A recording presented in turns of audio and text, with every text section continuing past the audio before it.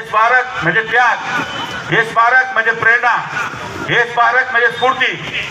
यातून समाजाचा प्रत्येक माणूस, कोणताही माणूस, कोणत्याही समाजाचा माणूस या स्मारकासमोरून गेल्यानंतर त्याच्या विचारामध्ये बदल झाल्याशिवाय राहणार नाही।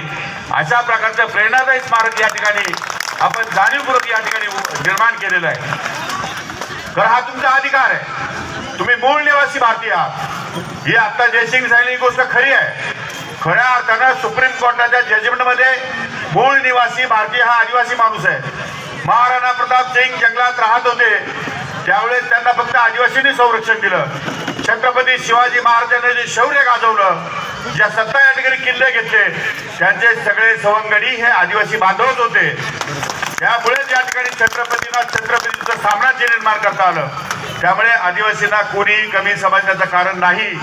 आपल्यापेक्षा ते लहान नाही, आपल्यापेक्षा उच्च आहेत, आपल्यापेक्षा चांगले आहेत। केवळ जंगलमध्ये राहतात, केवळ समाजामध्ये फिरत नाही याचा अर्थ त्यांचं महत्त्व कमी झालेलं नाही, कमी होणार नाही। परंतु ही चळवळ ही कायमची या ठिकाणी सुरू झाली पाहिजे।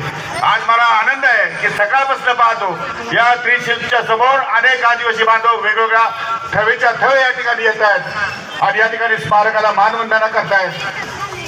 जागतिक आदिवासी दिनाच्या निमित्तानं गावागावामध्ये कार्यक्रम सुरू आहेत। टाकेत गडामध्ये प्रत्येक गावात कार्यक्रम आहे, तरी सुद्धा अनेक खूप ग्रामस्थ, खूप नागरिक, खूप महिला जाणीवपूर्वक या ठिकाणी आलेले आहेत। म्हणजे गावातही केलं, इकडेही करतायत आणि संपूर्ण समाजामध्ये एक प्रकारची जागरूकता आलेली आहे। अशाच प्रकारची जागरूकता तुमच्यामध्ये आली पाहिजे, त्याशिवाय ही स्मारक उभी राहणार नाही।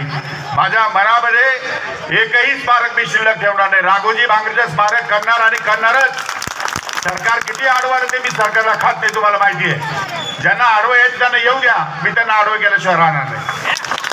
परंतु राघोजी भांगरेच्या स्मारकामध्ये सगळे जेवढे आपले क्रांतिकारी आहेत, मग ते नाग्या कातकरी असेल, ते टंट्या भिल्ल असेल, बिरसा मुंडा असेल, आमचा राय ठाकर असेल किंवा भागुजी नाईक, उमाजी नाईक, राघोजी भांगरे, या सगळ्यांचं दालन त्या ठिकाणी मिळणार आहे। प्रत्येकाचा त्याग, प्रत्येकाचा इतिहास, प्रत्येकाचं बलिदान हे त्या ठिकाणी त्यांच्या रूममध्ये लिहून ठेवलं जाणार आहे। प्रत्येक माणूस त्या ठिकाणी गेल्यानंतर आपल्या समाजाला अभिमान असलेला माणूस त्या आपल्या या ठिकाणी क्रांतिकारकाच्या दालनामध्ये जाऊन तिथं अभिवादन केल्याशिवाय राहणार नाही। अशा प्रकारचं अतिशय सुंदर ढवळेसाहेब 1000 कोटी रुपयाचं या ठिकाणी जे काय स्मारक आहे ते भारतामध्ये फक्त आणि फक्त सिन्नर विधानसभा मतदारसंघामध्ये वासळी गावाला मी करणार आणि करणारच। त्यामुळे लोक काय म्हणतील याच्याशी मला घेणं नाही। आपण सर्व, आपला तो अधिकार आहे, आपला तो हक्क आहे, तो हक्क तुम्हाला देण्याचा मी फक्त प्रयत्न करतोय। मी निमित्त मात्र आहे, पण तुमचा मित्र आहे, तुमच्या कुटुंबातला आहे, तुमच्या घरातला आहे। मी कुठल्याही आदिवासीपेक्षा कमी नाही हे मी तुम्हाला सांगू इच्छितो। त्यामुळे हा तुमच्या सर्वांचा अधिकार आहे, हा माझा अधिकार आहे आणि या मतदारसंघातल्या जनतेला, या महाराष्ट्रातल्या आणि देशातल्या जनतेला मला हे दाखवून द्यायचं आहे की जे क्रांतिकारी होऊन गेले त्यांच्यामुळे हा समाज उभा आहे।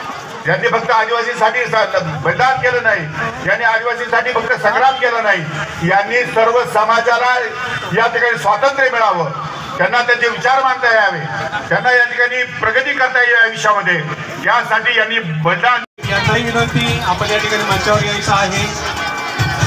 त्यानंतर जयसिंग दादा दुर्वे यांनाही विनंती, आपण मंचावर यायचं आहे।